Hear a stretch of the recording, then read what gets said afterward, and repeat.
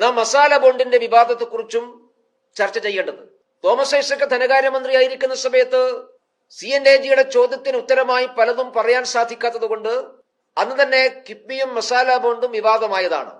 ലണ്ടനിൽ നിന്ന് മസാല ബോണ്ട് വഴി 2150 കോടി സമാഹരിച്ചു എന്നാണ് തോമസ് ഐസക് പറഞ്ഞത്. അതിന് ഇടനിലക്കാർക്ക് 1% കമ്മീഷൻ കൊടുത്തു എന്ന് പറയുന്നുണ്ട്. ആരാണ് ലണ്ടനിൽ നിന്ന് മസാല ബോണ്ട് വഴി ഇത്രയും കോടികൾ സമാഹരിച്ചതിന് ഇടനിലക്കാരൻ ആരാണ്? 1% കമ്മീഷൻ എന്ന് പറഞ്ഞാൽ 21 കോടിയിലേറെ രൂപയായി. അപ്പൊ ഈ 21 കോടി ആർക്കാണ് കിട്ടിയത്? അത് ഈ രാജേഷ് കൃഷ്ണയാണോ അല്ലെങ്കിൽ മറ്റേതെങ്കിലും വ്യവസായികളാണോ?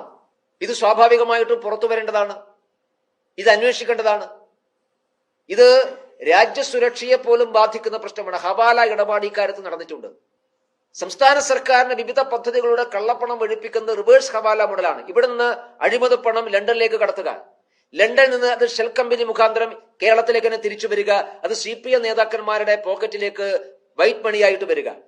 അപ്പൊ ഈ കറുത്ത പണത്തെ വെളുത്ത പണമാക്കി മാറ്റാൻ, CPM നേതാക്കന്മാരുടെ അഴിമതി പണത്തെ യഥാർത്ഥ പണമാക്കി മാറ്റാൻ ഈ ഷെൽ കമ്പനികളെ പ്രയോജനപ്പെടുത്തുന്നു എന്ന് അന്നേ ഉയർന്നു വന്നിട്ടുള്ള ആരോപണമാണ്.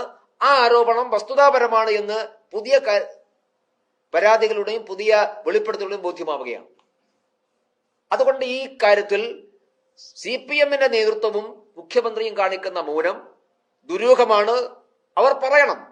ഇല്ലാത്ത പരാതിയാണെങ്കിൽ, പോളിറ്റ് ബ്യൂറോക്ക് ലഭിച്ച പരാതി എന്ന പേരിൽ വ്യാജ പരാതിയാണ് സുപ്രീം കോടതിയിൽ ഈ രാജേഷ് കൃഷ്ണ സമർപ്പിച്ചതെങ്കിൽ രാജേഷ് കൃഷ്ണക്കെതിരായിട്ട് മാനനഷ്ടത്തിന് CPM കേസ് കൊടുക്കണ്ടേ? ഒരു പാർട്ടിയുടെ ഉന്നതാധികാര സമിതിക്ക് ലഭിച്ച പരാതി എന്ന് പറഞ്ഞുകൊണ്ട് കൃത്രിമമായ ഒരു പരാതി ഉണ്ടാക്കി കോടതിയിൽ അത് സമർപ്പിച്ചാൽ അതൊരു പാർട്ടി അപമാനിക്കുന്നതിന് തുല്യമല്ലേ? എന്താ CPM ആ കാര്യത്തിലൊന്നും മിണ്ടാത്തത്?